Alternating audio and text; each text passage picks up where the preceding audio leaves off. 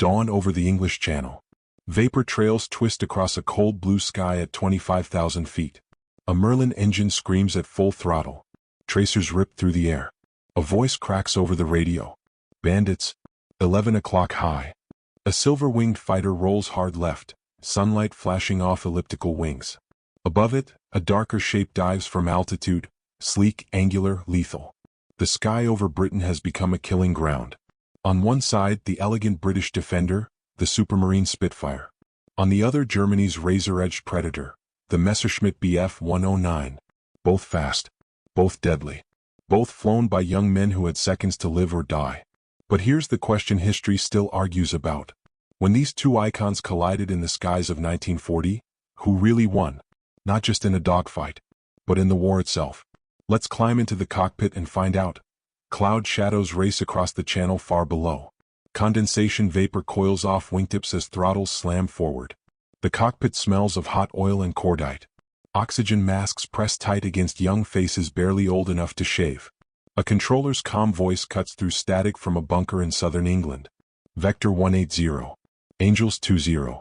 Enemy approaching Dover. The Spitfire banks, horizon tilting violently. The pilot feels the aircraft respond instantly, light on the controls, precise, alive.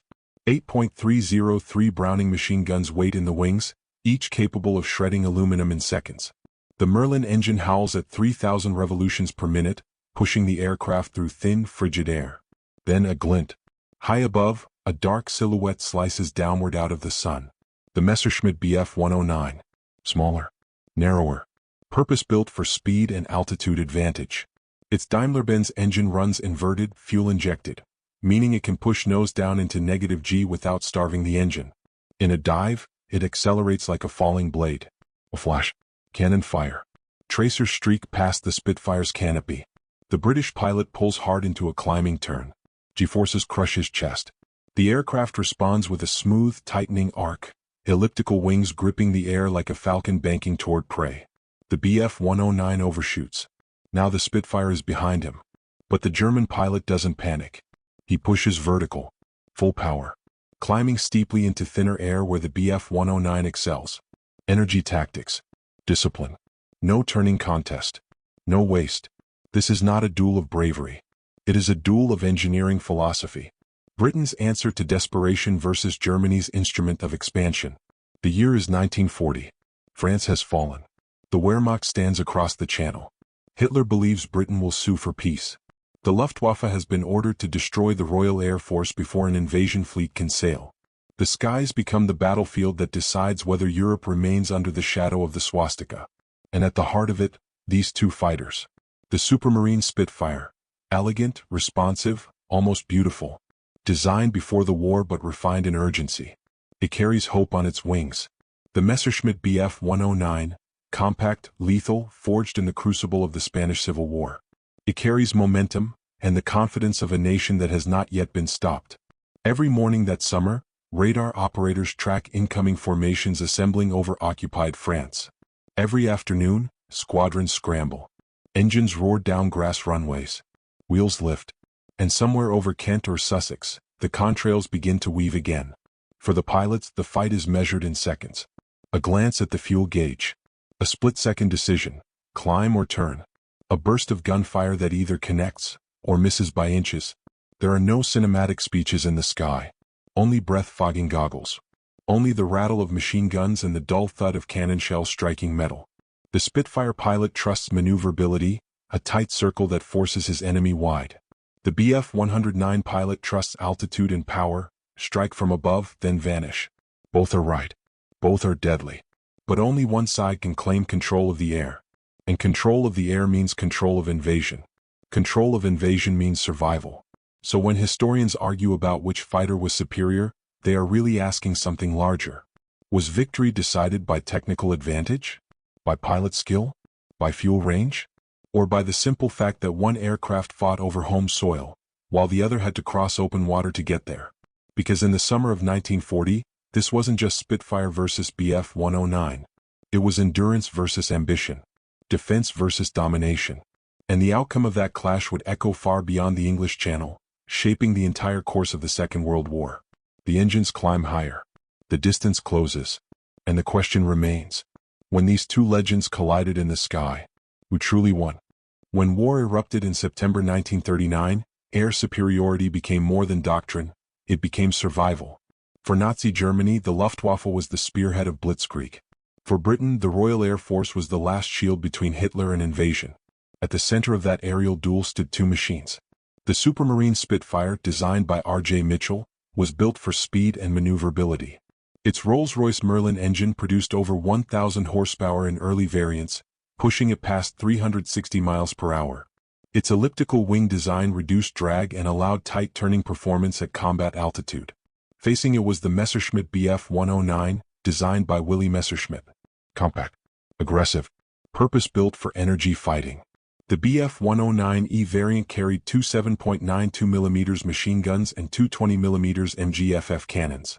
It could climb faster than the Spitfire. It could dive harder.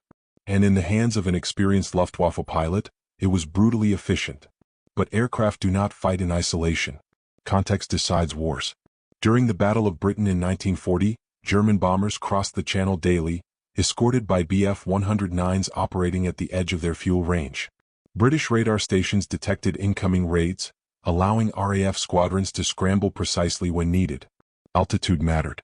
The Bf 109 often entered combat from higher elevation, diving with kinetic advantage.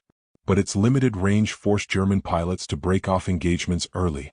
Many were shot down not in combat, but on the return flight low on fuel. The Spitfire, meanwhile, operated from home soil. Damaged aircraft could glide back to British airfields. Downed RAF pilots often returned to fight again. German pilots captured over England were out of the war permanently. Technically, the matchup was close. Speed?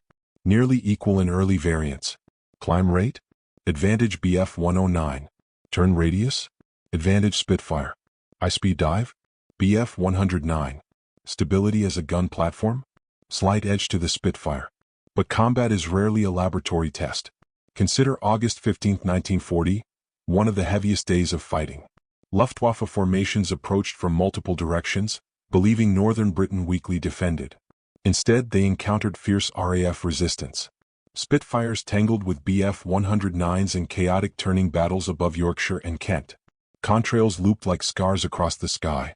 German pilots feared one thing above all, getting slow in a turning fight with a Spitfire. British pilots feared the vertical attack, a Bf 109 diving out of the sun, firing cannon bursts before climbing away beyond reach. Tactically, the Bf 109 excelled in boom and zoom energy tactics. Strike fast, climb away, re-engage. It rewarded discipline. The Spitfire excelled in sustained dogfights. It forgave mistakes. It responded fluidly to control inputs. Pilots often described it as an extension of their body. Yet the real battle extended beyond maneuvering. Range was destiny. The Bf 109E had approximately 660 kilometers of range. That limited escort time over southern England to roughly 20 minutes. When fuel gauges dipped, German fighters had to disengage, sometimes leaving bombers exposed. The Spitfire never had to cross an ocean. From a strategic standpoint, that asymmetry was devastating. The Luftwaffe entered the Battle of Britain expecting to destroy fighter command in weeks. Instead, they faced a resilient defense system combining radar, ground control interception, and aircraft like the Spitfire and Hurricane working together. Interestingly, it was the Hawker Hurricane that shot down more bombers. But it was the Spitfire that held off the Bf 109, preventing German fighters from achieving air superiority. German aces like Adolf Galland respected the Spitfire deeply. He once remarked he would have preferred to fly one if given the choice during that campaign. Meanwhile, RAF pilots acknowledged the Bf 109's lethality. One misjudged climb, one slow roll, and its cannon would tear through aluminum and flesh alike. As the war progressed, both aircraft evolved. Later Spitfire marks gained more powerful Merlin and eventually Griffin engines, pushing speeds beyond 440 miles per hour.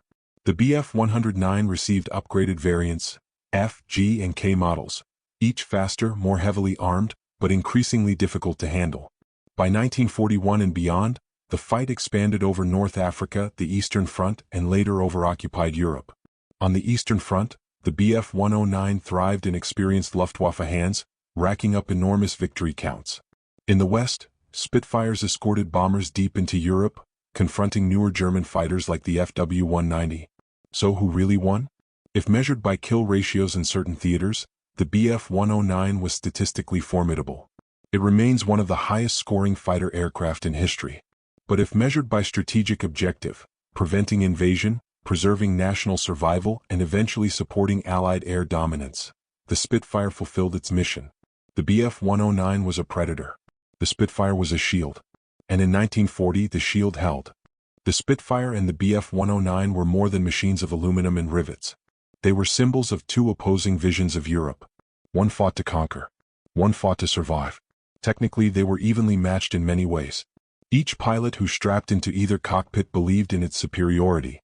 And in isolated engagements, victory depended more on altitude, fuel state, and experience than on blueprint statistics. But wars are not decided by individual dogfights alone. The Messerschmitt Bf 109 would continue fighting until 1945, serving on every major front. It evolved, adapted, and in sheer production numbers, it dominated German fighter strategy. The Supermarine Spitfire would also serve until the war's final days, defending Britain, escorting bombers, clearing the skies before D-Day, and eventually flying over liberated Europe. When the Battle of Britain ended in October 1940, Operation Sea Lion, Hitler's planned invasion of Britain, was postponed indefinitely. Air superiority had not been achieved. And without control of the sky, invasion was impossible. That failure marked the first major strategic defeat of Nazi Germany. In that sense, the contest between Spitfire and Bf 109 was not just about maneuverability or climb rate. It was about momentum. About who bent first. About whether Britain would stand alone or fall. The Bf 109 proved deadly. The Spitfire proved decisive. And in the cold, contrail/skies above England, history turned not on who shot down more aircraft, but on who was still flying when it mattered most. Because sometimes victory is not about domination. It is about endurance. And in 1940, endurance changed the world. In the decades that followed, engineers, veterans, and historians would continue to debate performance curves and combat statistics. They would compare climb rates at 15,000 feet. They would analyze turn radius at combat load.